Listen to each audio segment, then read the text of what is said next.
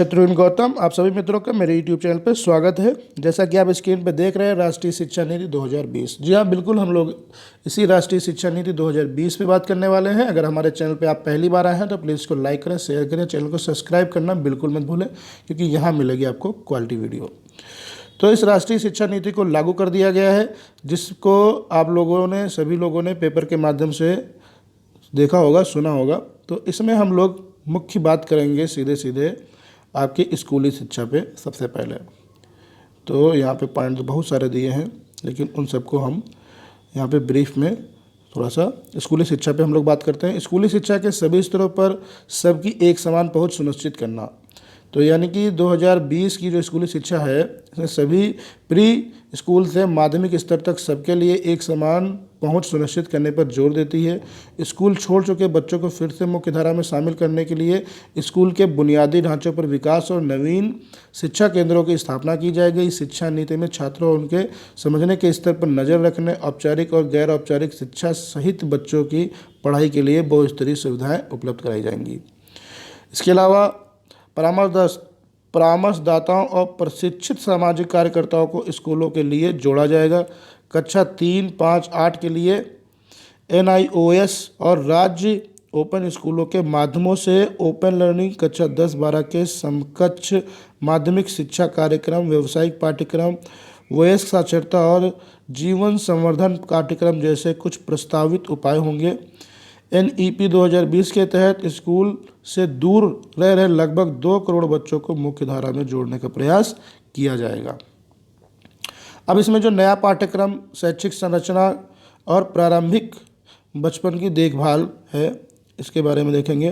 तो बचपन की देखभाल और शिक्षा पर जोर देते हुए पाठ्यक्रम 10+2 जो पहले ढांचा चलता था, अब उसकी जगह पर होगा 5+3+3+4 का पाठ्यक्रम लागू होगा।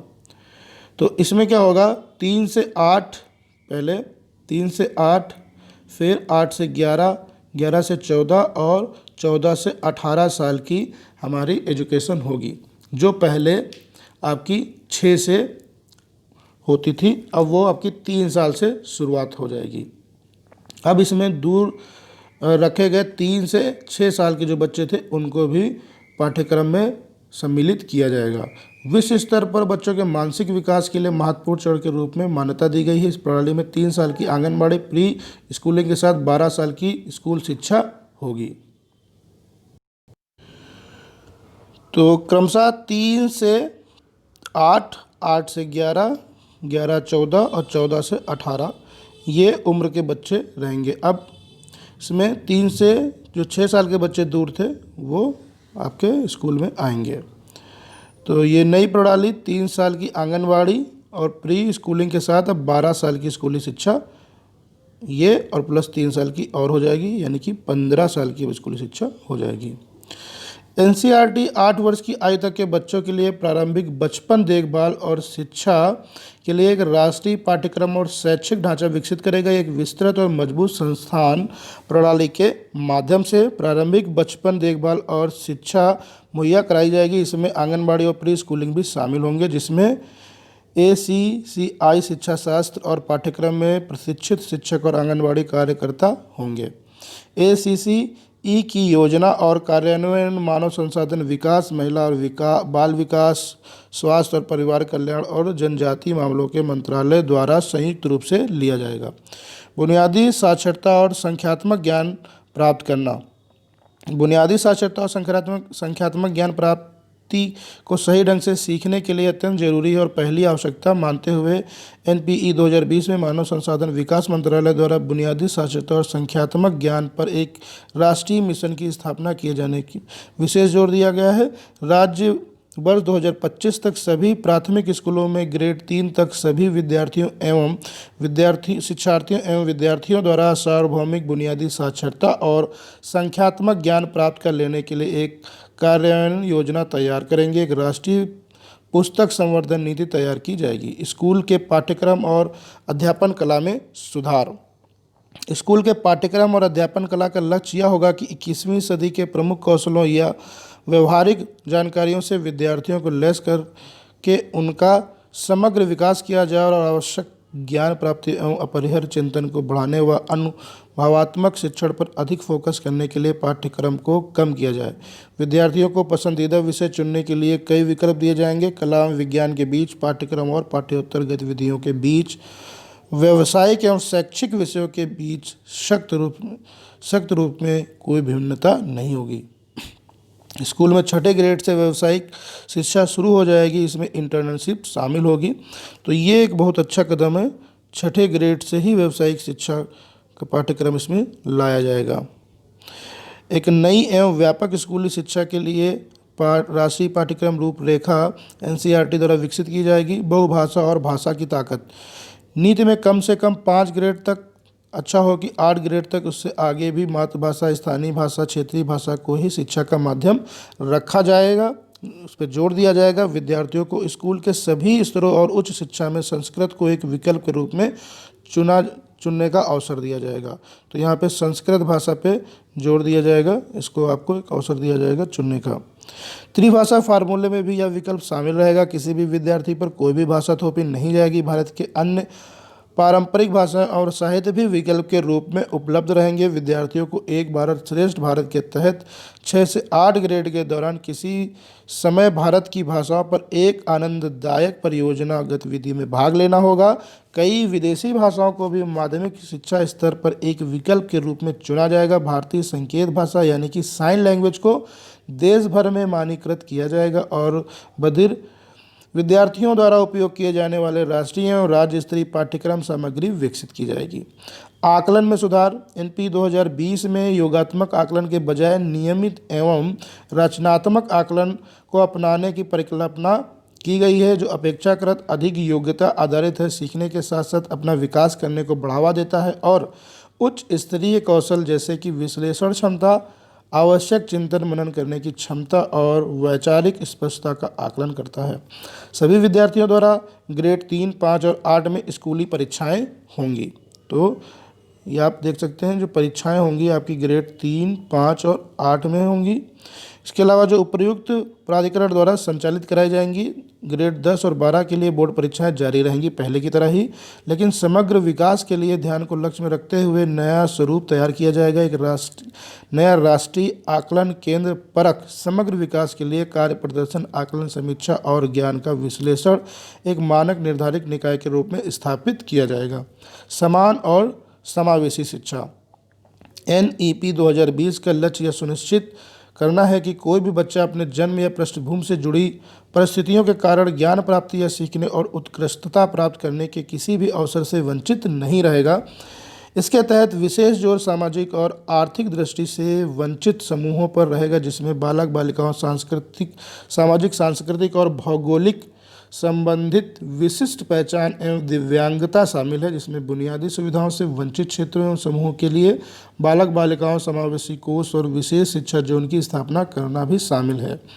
दिव्यांग बच्चों को बुनियादी चरण से लेकर उच्च शिक्षा तक की नियमित स्कूल शिक्षा प्रक्रिया में पूरी तरह से भाग लेने में सक्षम बनाया जाएगा, जिसमें शिक्षा विशारद का पूरा योगदान मिलेगा और इसके साथ ही दिव्यांगता संबंधी समस्त प्रशिक्षण संसाधन केंद्र, आवास, सहायक उपकरण, प्रौद्योगिकी आधारित उपयुक्त उपकरण और उनकी आवश्यकताओं के अनुरूप अन्य सहायक व्यवस्थाएं भी उपलब्ध कराई जाएंगी। प्रत्येक राज्य जिले की कला संबंधी, कैरियर संबंधी और खेलकूद संबंधी गतिविधियों में विद्यार्थियों के भाग लेने के लिए दिन के समय वाले एक विशेष बोर्डिंग स्कूल के रूप में बाल भवन स्थापित करने के लिए प्रोत्साहित किया जाएगा। स्कूल की निःशुल्क बुनियादी ढांचागत सुविधाओं का उपयोग सामाजिक चेतना केंद्रों के रूप में किया जाएगा। अब हम लोग बात करते हैं बहुत महत्वपूर्ण प्रभावी शिक्षक भर्ती और कैरियर प्रगति के मार्ग। तो शिक्षकों को प्रभावकारी एवं पारदर्शी प्रक्रियाओं के जरिए भर्ती किया जाएगा। पदोन्नति योग्यता आधारित होगी। देख लीजिए, अब आपकी जो पदोन्नति होगी वो योग्यता आधारित होगी। ये नहीं कि आपके 5 साल या 6 साल हो गए तो आपकी पदोन्नति हो जाएगी। इसमें कई स्रोतों से समय समय पर कार्य प्रदर्शन का आकलन करने और कैरियर में आगे बढ़कर शैक्षणिक प्रशासक या शिक्षा विशारद बनने की व्यवस्था होगी। शिक्षकों के लिए राष्ट्रीय प्रोफेशनल मानक एनपीएसटी राष्ट्रीय अध्यापक शिक्षा परिषद द्वारा 2020 तक विकसित किया जाएगा, जिसके लिए एनसीईआरटी शिक्षकों और सभी स्तरों एवं क्षेत्रों के विशेष संगठनों के साथ परामर्श किया जाएगा। स्कूल का प्रशासन परिसर एवं कलेक्टरों में व्यवस्थित किया जा सकता है, जो प्रशासन की मूल इकाई होगा। बुनियादी ढांचागत सुविधाओं, शैक्षिक पुस्तकालयों और प्रभावी प्रोफेशनल शिक्षक समुदाय सहित सभी संसाधनों की उपलब्धता सुनिश्चित की जाएगी। स्कूल शिक्षा के लिए मानक निर्धारण एवं प्रत्यायन NEP 2020 नीति निर्माण, विनियमन, प्रचालनों एवं अकादमिक मामलों के लिए एक स्पष्ट पृथक प्रणाली की परिकल्पना करती है। राज्य एवं केंद्र शासित प्रदेश स्वतंत्र state school of standard authority का गठन करेगा। सभी मूलभूत नियामकीय सूचनाओं का प्रदर्शन सार्वजनिक स्व प्रकटन जैसा कि SSA द्वारा वर्णित है का उपयोग व्यापक रूप से सार्वजनिक निगरानी एवं जवाबदेही के लिए किया जाएगा। NCERT सभी हितधारकों के परामर्श के जरिए एक स्कूल गुणवत्ता आकलन एवं प्रत्यायन संरचना का विकास करेगा। उच्च शिक्षा में 2035 तक GER को बढ़ाकर 50% करना। NEP 2020 का लक्ष्य व्यावसायिक शिक्षा सहित उच्च शिक्षा में सकल नामांकन अनुपात को 26.3% 2018 से बढ़ाकर 2035 तक 50% करना है। उच्च शिक्षा संस्थानों में 3.5 करोड़ नई सीटें जोड़ी जाएंगी। समग्र बहु विषयक शिक्षा नीति में लचीले पाठ्यक्रम, विषयों के संरचनात्मक संयोजन, व्यावसायिक शिक्षा एवं प्रयुक्त प्रमाणन के साथ मल्टीपल एंट्री एवं एग्जिट बिंदुओं के साथ व्यापक बहुविषयक समग्र एवं अवर स्नातक शिक्षा की परिकल्पनाएं की गई हैं। UG शिक्षा इस अवधि के भीतर विविध एग्जिट विकल्पों तथा उपयुक्त प्रमाणन के साथ 3 या 4 वर्ष की हो सकती है। उदाहरण के लिए 1 वर्ष के बाद सर्टिफिकेट, 2 वर्ष के बाद एडवांस डिप्लोमा, 3 वर्ष के बाद स्नातक की डिग्री तथा 4 वर्ष के बाद शोध के साथ स्नातक रहेगा। विभिन्न HEI से अर्जित डिजिटल रूप से अकादमिक क्रेडिटों के लिए एक एकेडमिक बैंक ऑफ क्रेडिट की स्थापना की जानी है, जिसमें कि इन्हें अर्जित अंतिम डिग्री की दिशा में अंतरित एवं गणना की जा सके। देश में वैश्विक मानकों के सर्वश्रेष्ठ बहुविकल्प शिक्षा के मॉडलों के रूप में IIT, IIM के समकक्ष बहुविषयक शिक्षा एवं अनुसंधान विश्वविद्यालय MIRU स्थापित किए जाएंगे। पूरी उच्च शिक्षा में एक मजबूत अनुसंधान संस्कृति एवं अनुसंधान क्षमता को बढ़ावा देने के लिए एक शीर्ष निकाय के रूप में राष्ट्रीय अनुसंधान फाउंडेशन सृजन किया जाएगा। विनियमन, चिकित्सा एवं कानूनी शिक्षा को छोड़कर समस्त उच्च शिक्षा के लिए एक कल अति महत्वपूर्ण व्यापक निकाय के रूप में भारत उच्च शिक्षा आयोग का गठन करेगा। HECI के 4 स्वतंत्र वर्टिकल होंगे। विनियमन के लिए राष्ट्रीय उच्चतर शिक्षा नियामकीय परिषद, मानक निर्धारक के सामान्य शिक्षा परिषद, वित्त पोषण के उच्च शिक्षा परिषद और प्रत्ययन के लिए राष्ट्रीय प्रत्ययन परिषद प्रौद्योगिकी के जरिए चेहरा रहित अंतःक्षेपों के माध्यम से कार्य करेगा और इसमें नियमों एवं मानकों का अनुपालन न करने वाले HEI को दंडित करने की शक्ति होगी। सार्वजनिक एवं निजी उच्च शिक्षण संस्थान नियमन, प्रत्यायन एवं अकादमिक मानकों के उसी समूह द्वारा शामिल होंगे। विवेकपूर्ण संस्थागत संरचना, इसके अलावा आप देख सकते हैं महाविद्यालयों की संबद्धता 15 वर्षों में चरणबद्ध तरीके से समाप्त हो जाएगी और महाविद्यालयों की क्रमिक स्वायत्तता प्रदान करने के लिए एक राज्यवार तंत्र की स्थापना की जाएगी। प्रेरित, उदासीन और सक्षम संकाय। अध्यापक शिक्षण, NCERT के परामर्श से NCERT के द्वारा अध्यापक शिक्षण के लिए एक नया और व्यापक राष्ट्रीय पाठ्यक्रम ढांचा NCFTE 2021 तैयार किया जाएगा, जिसमें वर्ष 2030 तक शिक्षण कार्य करने के लिए कम से कम योग्यता 4 वर्षीय इंटीग्रेटेड BEd डिग्री होगी। गुणवत्ता विहीन संचालित अध्यापक शिक्षण TEO के खिलाफ सख्त कार्रवाई की जाएगी। परामर्श मिशन, एक राष्ट्रीय सलाह मिशन की स्थापना की जाएगी, जिसमें उत्कृष्टता वाले वरिष्ठ सेवानिवृत्त संकाय का एक बड़ा पूल होगा, जिसमें भारतीय भाषाओं में पढ़ाने की दक्षता वाले लोग शामिल होंगे, जो कि विश्वविद्यालय कॉलेज के शिक्षकों को लघु और दीर्घकालिक परामर्श या व्यावसायिक सहायता प्रदान करने के लिए तैयार करेंगे।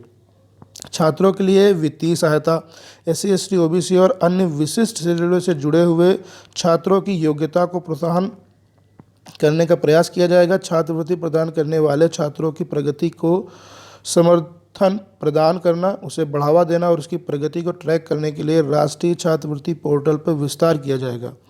निजी उच्च शिक्षण संस्थानों को अपने यहाँ छात्रों को बड़ी संख्या में मुफ्त शिक्षा और छात्रवृत्तियों की पेशकश करने के लिए प्रोत्साहित किया जाएगा। खुली और दूरस्थ शिक्षा GER को बढ़ावा देने में महत्वपूर्ण भूमिका निभाने के लिए इसका विस्तार किया जाएगा। ऑनलाइन पाठ्यक्रमों और डिजिटल संग्रहों अनुसंधान के लिए वित्त पोषण, बेहतर छात्र सेवाएं, MOOC द्वारा क्रेडिट आधारित मान्यता आदि जैसे उपायों को यह सुनिश्चित करने के लिए अपनाया जाएगा कि यह उच्चतम गुणवत्ता वाले इन क्लास कार्यक्रमों के समतुल्य हों। ऑनलाइन शिक्षा और डिजिटल शिक्षा, हाल ही में महामारी और वैश्विक महामारी में वृद्धि होने के परिणाम स्वरूप ऑनलाइन शिक्षा को बढ़ावा देने के लिए सिफारिशों के लिए एक व्यापक सेट को कवर किया जाएगा, जिस अब कभी और जहां भी पारस्परिक और व्यक्तिगत शिक्षा प्राप्त करने का साधन उपलब्ध संभव नहीं है। गुणवत्तापूर्ण शिक्षा के वैकल्पिक साधनों की तैयारियों को सुनिश्चित करने के लिए स्कूल और उच्च शिक्षा दोनों को शिक्षा की ज़रूरतों को पूरा करने के लिए MHRD में डिजिटल अवसंरचना, डिजिटल कंटेंट और क्षमता निर्माण के उद्देश्य से एक समर्पित इकाई बनाई जाएगी। शिक्षा में प्रौद्योगिकी, सीखने, मूल्यांकन करने, योजना बनाने और प्रशासन को बढ़ावा देने के लिए प्रौद्योगिकी का उपयोग करने पर विचारों को मुक्त आदान प्रदान करने का एक मंच प्रदान करने के लिए एक स्वायत्त निकाय राष्ट्रीय शैक्षिक प्रौद्योगिकी मंच का निर्माण किया जाएगा। भारतीय भाषाओं को बढ़ावा दिया जाएगा और इसके अंतर्गत अंतर्राष्ट्रीयकरण को संस्थागत रूप से सहयोग और छात्र संकाय की गतिशीलता दोनों के मध्य से सुगमता लाई जाएगी। व्यावसायिक शिक्षा को उच्च शिक्षा का अभिन्न अंग बनाया जाएगा, जिसमें स्वचालित तकनीकी विश्वविद्यालय, स्वास्थ्य विज्ञान विश्वविद्यालय, कानूनी और कृषि विश्वविद्यालय आदि के उद्देश्य बहु विषयक संस्थान बनाया जाएगा। प्रौढ़ शिक्षा में भी नीति का लक्ष्य 2030 तक 100% युवा और प्रौढ़ शिक्षा की प्राप्ति करना होगा।